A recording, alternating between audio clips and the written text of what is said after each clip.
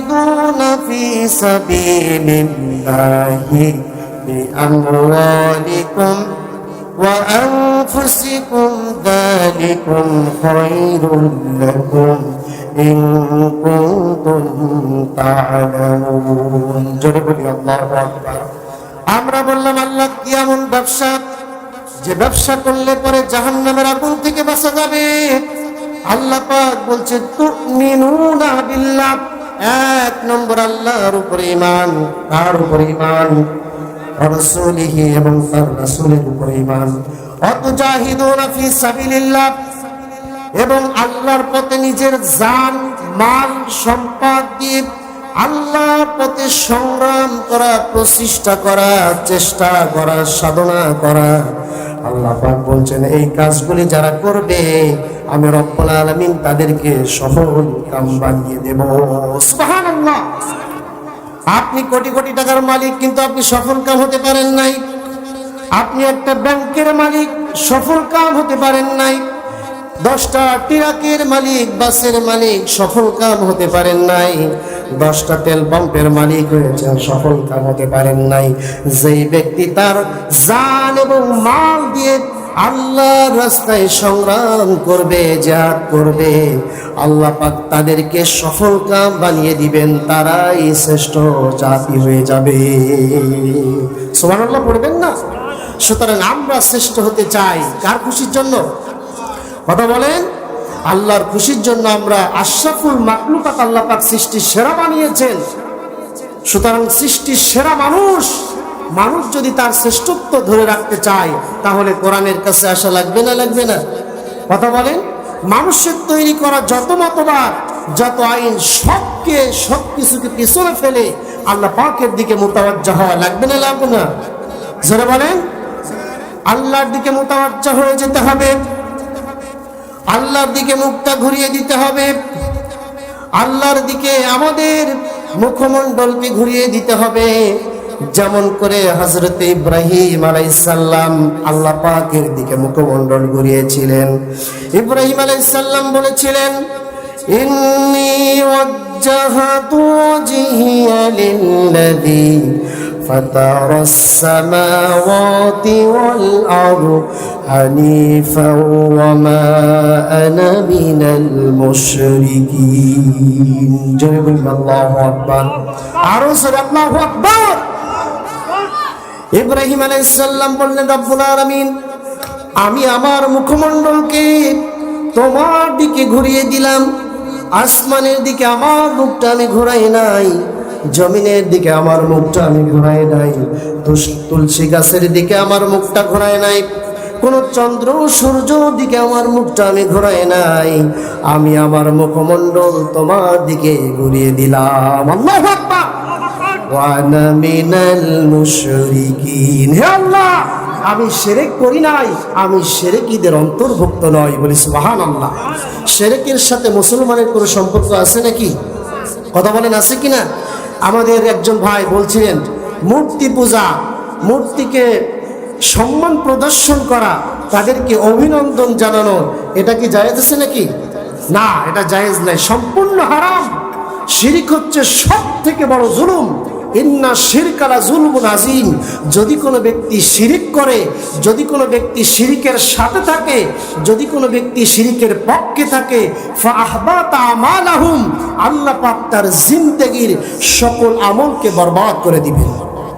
কথা ঠিক কি না সুতরাং আমাদের জাতির পিতা হযরত ইব্রাহিম আলাইহিস সালাম শিরকের পক্ষে ছিলেন না বরঞ্চ শিরকের বিপক্ষে ছিলেন সত্য যখন এসে গেছে সব মিথ্যা বিলুপ্ত হয়ে গেছে আল্লাহর দ্বীন আল্লাহর জমিনে কায়েম হয়ে গিয়েছে আল্লাহু আকবার সুতরাং মুসলমান কখনো শিরক করতে পারে শিরকের সাথে থাকতে পারে মুসলমান হয় তওবাকারী মুসলমান কি হয় কথা বলেন মুসলমান হয় তওবাকারী মুসলমানদেরকে তওবা করতে হবে মুসলমানদেরকে একনিষ্ঠভাবে আল্লাহর কাছে তওবা করতে হবে কার কাছে জোরে বলেন আমার ভাইয়েরা খুবই মনোযোগ দিয়ে শুনবেন দিলের কান লাগিয়ে শুনবেন হযরতে মূসা আলাইহিস সালাম, আপনারা কি নাম শুনেছেন?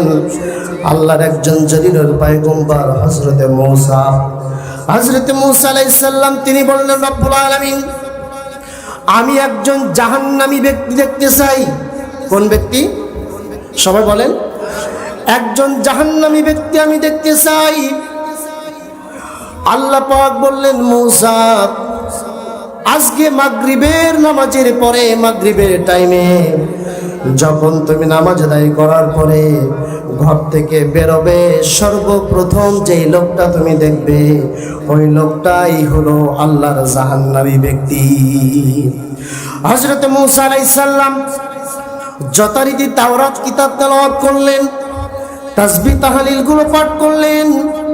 মূসা আলাইহিস সালাম আল্লাহকে অধিক পরিমাণ স্মরণ করলেন।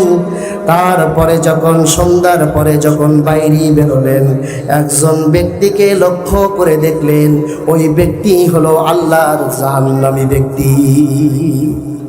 কিন্তু হযরত মূসা আলাইহিস সালাম তিনি কি বলবেন তুমি জাহান্নামী? এরকমটা কি বলবেন? না, তিনি এরকমটা বললেন না, তিনি চিনে রাখলেন যে ওই ব্যক্তিটা জাহান্নামী। কিছুদিন অতিবাহিত হয়ে যাওয়ার পরে মূসা আলাইহিস সালাম তিনি বললেন, রব্বুল আলামিন, এবার আমি একটা জান্নাতি ব্যক্তি দেখতে চাই।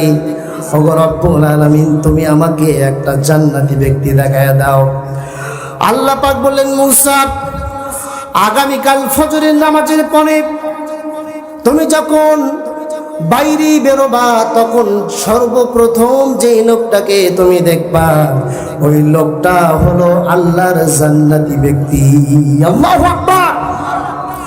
মূসা আলাইহিস সালাম আল্লাহকে স্মরণ করলেন, যথারীতিভাবে নামাজ আদায় করলেন, কোরআন তেলাওয়াত, তাওরাত কিতাব তেলাওয়াত করলেন।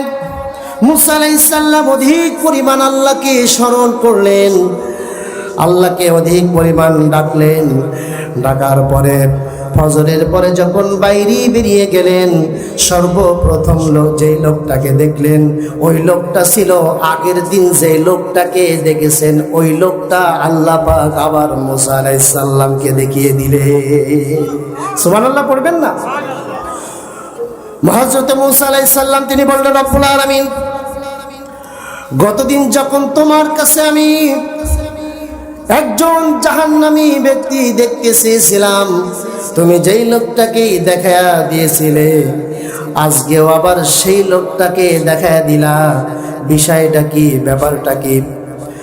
আল্লাহ পাক বললেন, মূসা, তুমি যখন আমার কাছে জাহান্নামী ব্যক্তি দেখতে চেয়েছিলে, জাহান্নামী যখন তুমি ওই ব্যক্তিকে দেখতে চেয়েছিলে, ওই ব্যক্তির আমল নামে এত পরিমাণ গুনাহ ছিল, ওই ব্যক্তি ছিল আল্লাহর জাহান্নামী ব্যক্তি।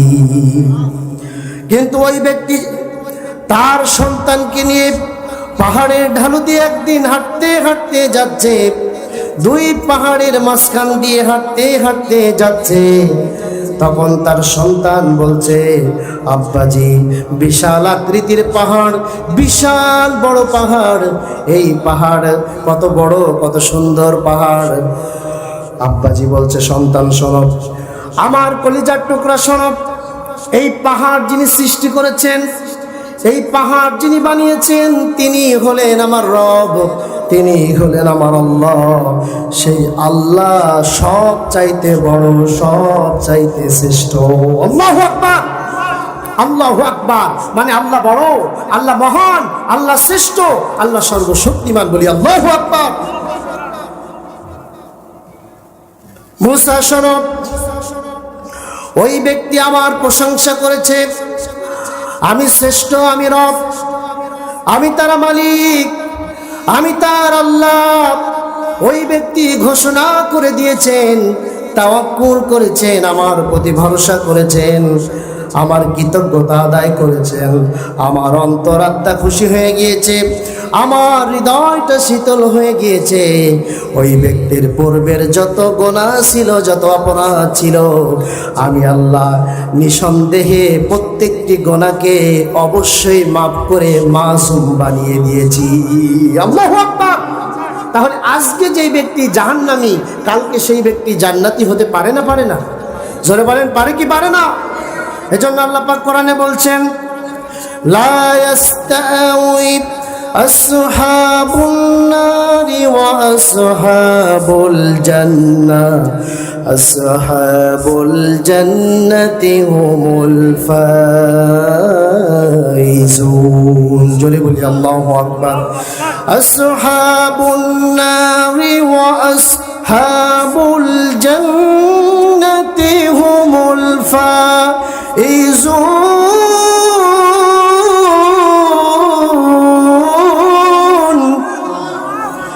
আল্লাহ পাক বললেন যারা জাহান্নামী আর যারা জান্নাতি তারা কখনো সমান হতে পারে না, এক হতে পারে না। জাহান্নামী যারা তারা জাহান্নামের ভিতরে নিপতিত হয়ে যাবে, আর যারা জান্নাতি নিঃসন্দেহে আল্লাহর জান্নাতে হাসতে হাসতে চলে যাবে। আল্লাহু আকবার। যারা জান্নাতি তারা সফল, আর যারা জাহান্নামী তারা বিফল। কথা বলেন ঠিক কিনা? সুতরাং আমরা সফলতা চাইবো কার কাছে? যারা বলেন কার কাছে? আমরা কোনো নেতার কাছে সফলতা চাই না, কোনো মন্ত্রীর কাছে আমরা সফলতা চাই না, আমরা কোনো মানুষের কাছে সফলতা চাই না, আমরা কোনো পীরের কাছে সফলতা চাই না, আমরা কোনো খাজা বাবার কাছে সফলতা চাই না, আমরা কোনো আলেমের কাছেও সফলতা চাই না। আমরা সফলতা চাইবো কার কাছে? জোরে বলেন কার কাছে? একটা পায়ের জুতোর দলও যদি ছিঁড়ে যায় কার কাছে চাইতে হবে? বিপদে পড়েছেন চাইবেন কার কাছে? মুসিবতে পড়েছেন চাইবেন কার কাছে? হাজারো সমস্যা হাজারো বিপদ আসবে, ঘাবড়ে যাওয়ার কোনো সুযোগ নাই। মুমিন কখনো চিন্তিত হয় না, মুমিন কখনো ঘাবড়িয়ে যায় না। মুমিন একমাত্র শুধুমাত্র কেবলমাত্র কার উপরে ভরসা করে? যারা বলেন কার উপরে? আমরা ভরসা করব কার উপরে? আমাদের রবকে। আল্লাহ ছাড়া কোনো ইলাহা আছে নাকি? কোনো মাবুদ আছে নাকি? কোনো উপাস্যদাতা আছে নাকি? কোনো আইন আছে নাকি? আমরা কোনো আইন মানি না। একমাত্র কার আইন মানি? আমরা একমাত্র কোরআনের আইন মানি। কোরআন আমাদের জীবন, কোরআন আমাদের মরণ। সুতরাং কোরআনের পক্ষে থাকতে রাজি আছেন কে কে? দুই হাত তুলে আল্লাহরে দেখায়া দেন। লিল্লাহি তাকবীর। আল কোরআনের আলো, আল হাদিসের আলো, সংসদে জালো, আমার নেতা তোমার নেতা বিশ্বনবী মুস্তাফা। লিল্লাহি তাকবীর, লিল্লাহি তাকবীর। এই কোরআনের বিরুদ্ধে এক নাস্তিক দেখলাম খুবই আজে বাজে অকথ্য ভাষায় গালিগালাজ করেছে। কথা বলেন ঠিক কিনা?